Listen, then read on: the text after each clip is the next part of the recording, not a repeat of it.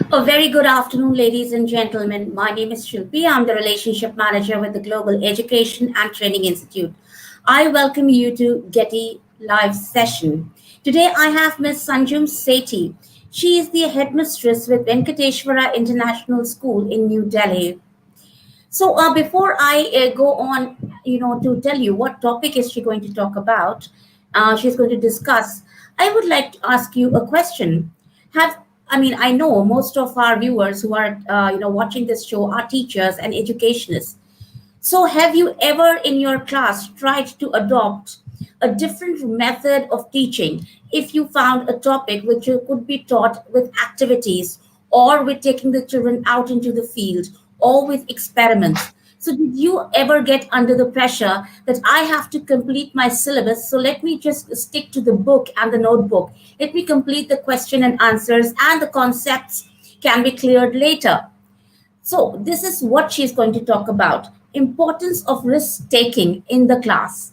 How much risk can we take? Can we, actually move away from the traditional method of teaching and adopt something new in the classroom? Let me introduce my guest to you. She has done her master's in English literature and also in MEd. She has been in the field of education from more than a decade, almost 20 years. She's passionate about reading. She's a blossoming poet, and she has also conducted research in and studies on reading approaches, graded reading, and explorative learning. She's conducted many workshops also for teachers on various educational topics. So thank you, Ms. Sethi, for joining us, and thank you for joining in the disruptive education movement started by Dr. Sunita Gandhi.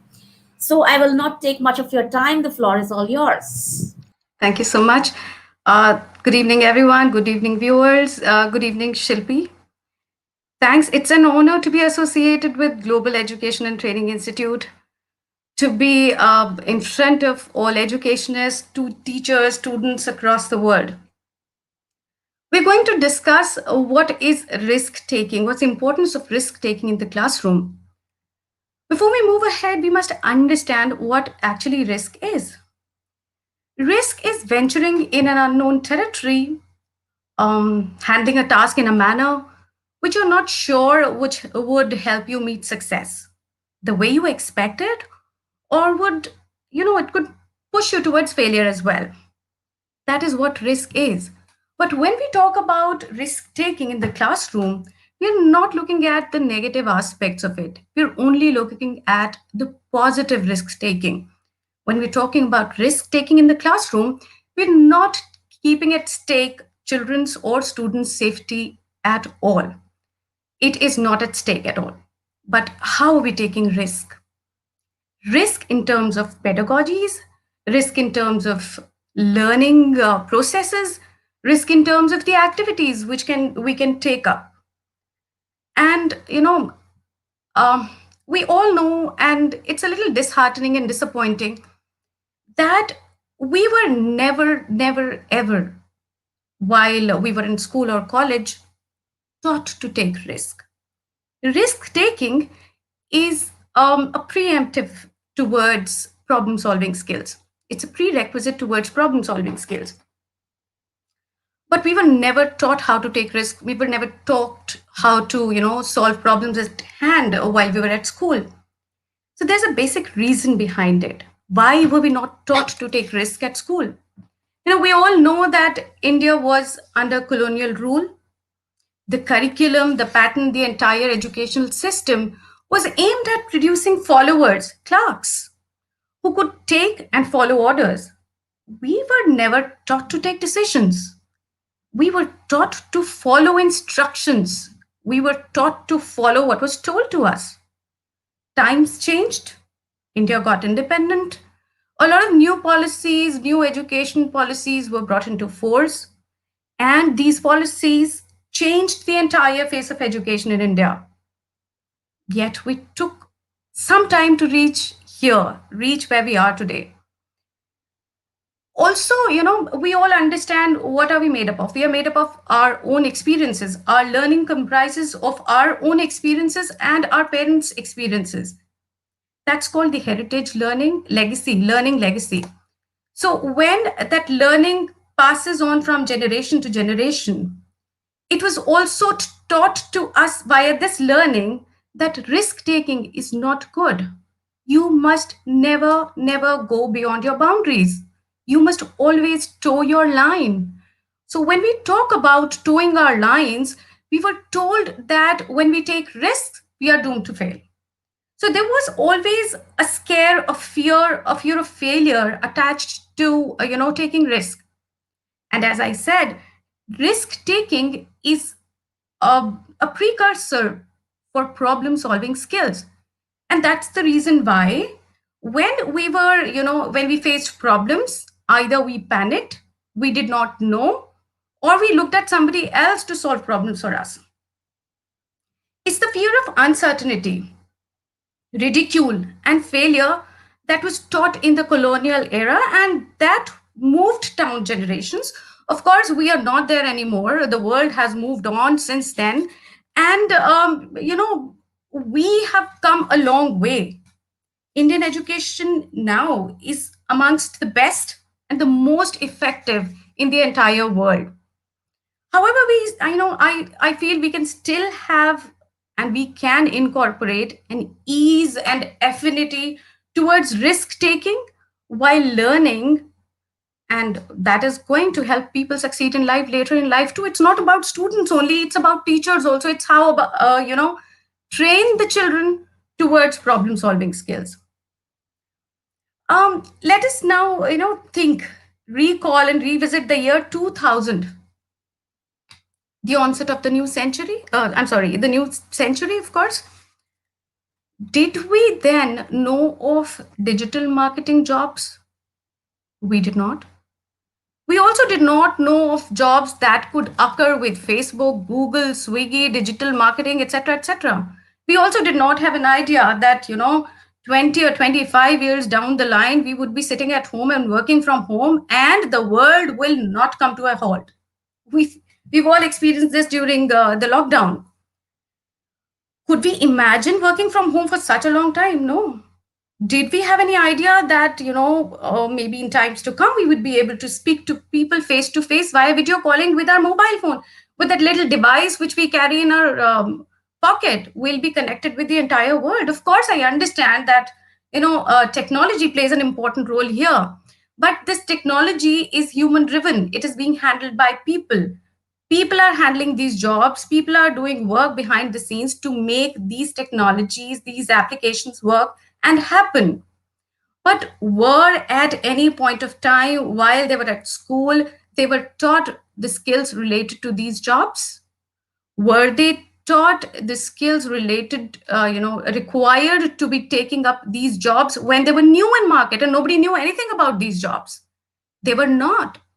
All what they were taught in the classroom was subjects and only subjects. But these kind of advents have given birth to many kind of jobs later.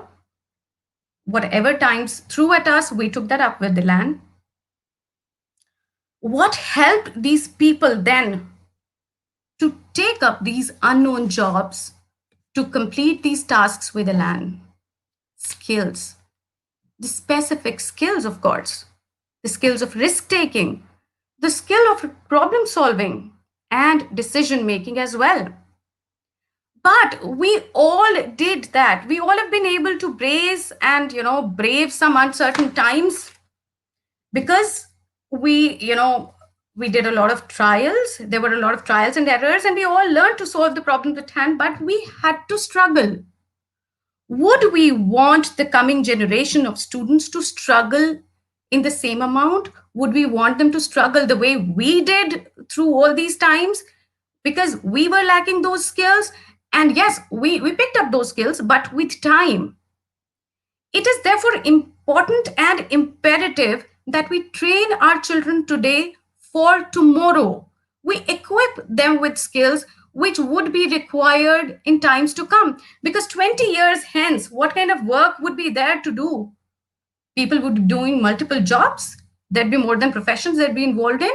There'd be more than one skill they'll have to take up. There'll be a lot of things which we cannot foresee today.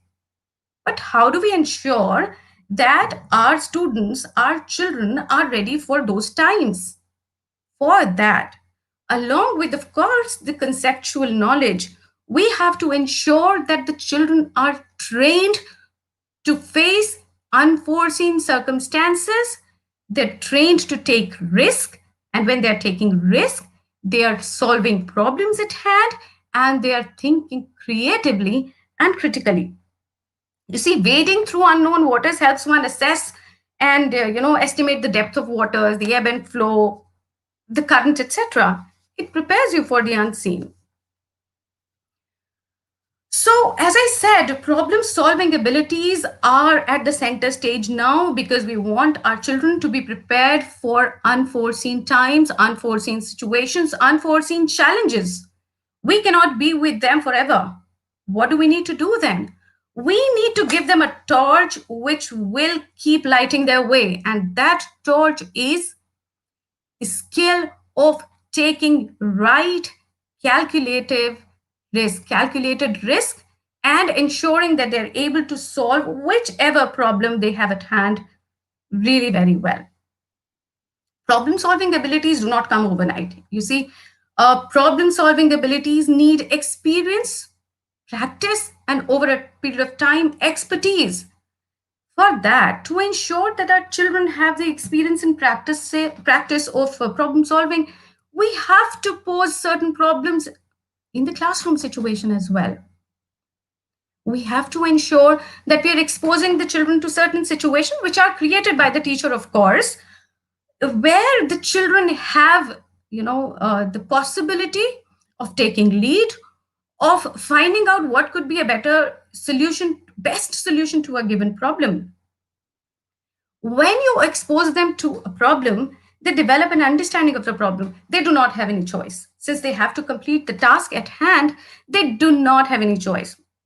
Since they do not have any choice, they devise a plan to solve the problem anyways. To solve the problem and to devise the plan, they have to think through the steps of the problem minutely.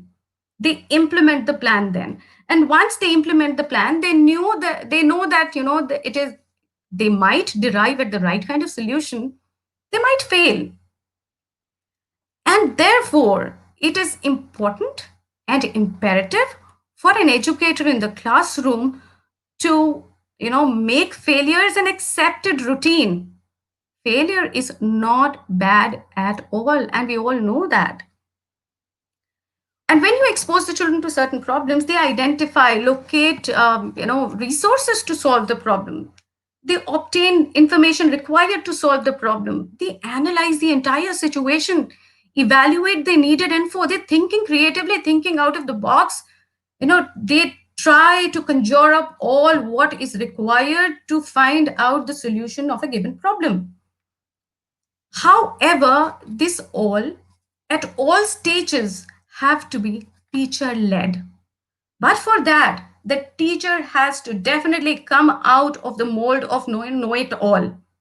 We don't know it all. Absolutely. When we cannot see what is going to happen 25 years from now, when a year ago we could not see that these are the times we are going to face, when we did not know that the pandemic is going to crash the entire economy and we would all be locked inside our homes, we do not know it all. Absolutely not.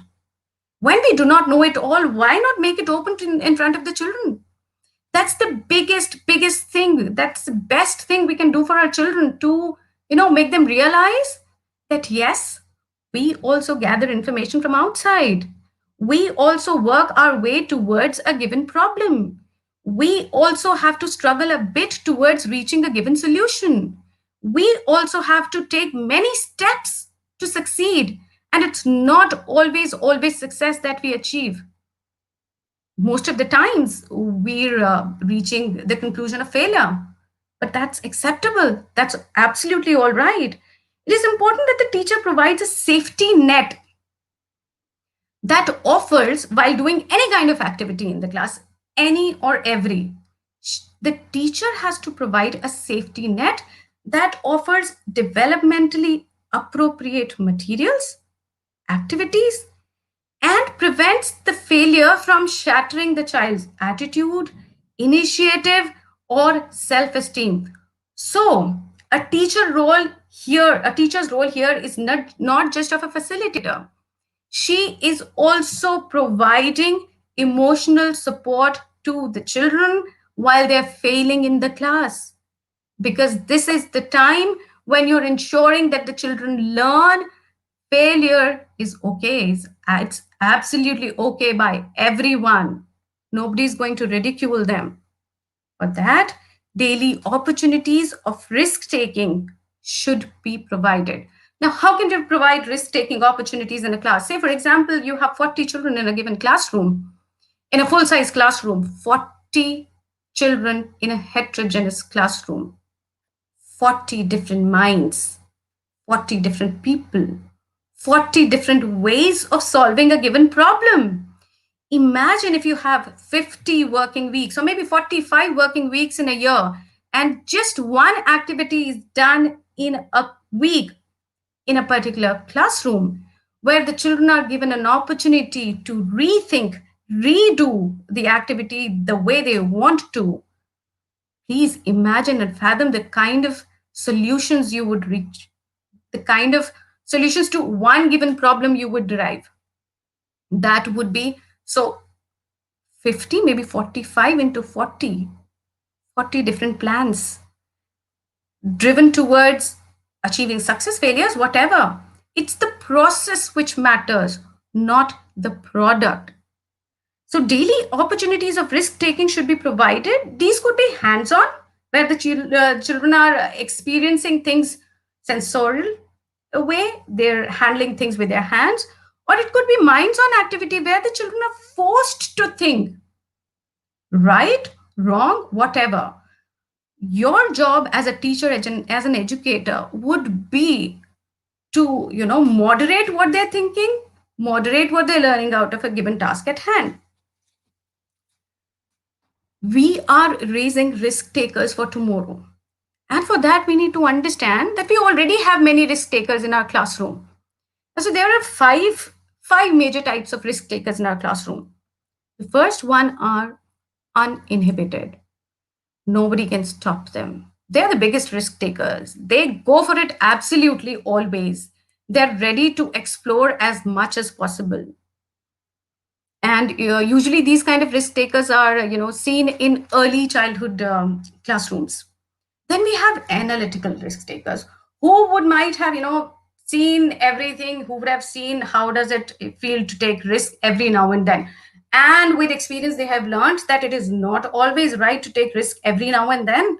Let us analyze risk. So they analyze the entire situation. They measure whether what are they going to encounter. They know that this is what is going to be when they're going to take risk, and then they take calculated risk. The third type is cautious risk takers. They look at other people from a distance. They would rather not speak up if given an opportunity. They would follow the lead most of the times, but when they're strongly convinced about a solution, they'll definitely speak up. The teacher's role here would be to move these cautious risk takers in the category of analytical risk takers. It is always good to be safe, but when you're taking calculated risks, you're always safe. Then come the inhibited risk takers, who at no point would want to take risk. They are happy the way they are. They're happy with the norm. They would not want to go out of the way to solve a given problem.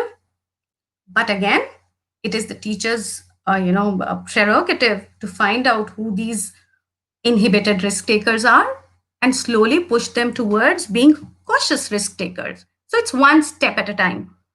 The fifth type of risk takers in a classroom students are non-risk takers. No risk taking at all. I am happy the way I am, and that's about it. This is how I'm going to be. Whatever the teacher tells me, I'll do. But with little push, little training, these children can also be moved towards the other categories. Why are we doing this? We are doing this so that, to ensure that the children learn how to make decisions. Decision making is an ability, as I said, which is acquired by practice and experience. To make it even more simpler, there are numerous opportunities which exist in an entire day for a student for decision making. It entirely depends on the teacher. How much of freedom is she ready to give? How much of freedom, is okay by the school norms? Also, we all understand that we have to follow the school norms as well. And as Shilpi mentioned, also there's a curriculum which has to be attended to. But it's always important that we focus on the process. Let the product, the content remain the same. That is what you have to take the children through. The syllabus has to be completed. You have to take the children through the syllabus. But please understand, find out what is important in that syllabus also. Is it important that you simply rote learn the syllabus, or is it important that you ensure the children know what they're doing, they're ready for the times to come? It is important that the children take decision, understand the consequences, take ownership of the decision they take. How do we do that? We have to make constructive mistakes acceptable in the class. Set achievable challenges, achievable, small challenges, but achievable. Give greater opportunities for open-ended tasks and differentiated learning. As I said, if there are 40 children in a class, you have 40 minds working in a given classroom, 40 ways of thinking, 40 ways of perceiving, 40 ways of producing something, handling a task. We must focus on effort rather than success at a given task. That's the growth mindset. So if you're looking at effort, it's important that you tell the children, no, rather than telling the children, say you did not complete this task in this manner, you shouldn't have done this. Rather than this, if a teacher says, see, you did this, you attempted this task in this manner, and you really went well, it really went well because you took up these steps. And the entire process could have been made better if you could have adopted these steps. Also, if you could have adopted these processes, also, if you could have written the passage in this manner, if you could have used better vocabulary, it would have been fabulous. Therefore, when you're looking at the process, reattempting a given task has to be normalized in the classroom. Retake has to be normalized. Make it normal that that students are taking retakes as many times as possible. Make redoing a task, retrial, and retake on a given task a norm in the classroom. Until you do that, you will never be able to ensure that the children are rid of fear of failure, fear of being ridiculed. It is important for them to succeed at every single baby step in their life. Model risk taking yourself. You as a teacher have to ensure that you are taking risk also. Rather than, it is imperative for an educator to show to the children that you are human. It's to human. And as a human, you can make mistakes. That's not the end of the world. Nobody in the entire world has died accepting that I went wrong, or, this is something I do not know. Tell them that you do not know this. You need time. You would also need to do a research. You're also redoing a task. You're also trying to take another trial towards completing a task. You've written something on the board, gone on the days, we've all been through that. Teacher makes a mistake on the board, and then she says, I deliberately did that. It's just trying to find out whether you're paying enough attention. Gone are the days. I'm sorry, that's not going to work anyways with the coming generation. You have to, making mistakes a new normal in the classroom. That's the biggest way. That's the best way you can model risk taking. You're taking risk by ensuring you're showing the children how vulnerable you are. You can make mistake anytime. Towards the end of this, I would like to take you through a small audio visual, which shows, which conveys all what I've tried to do.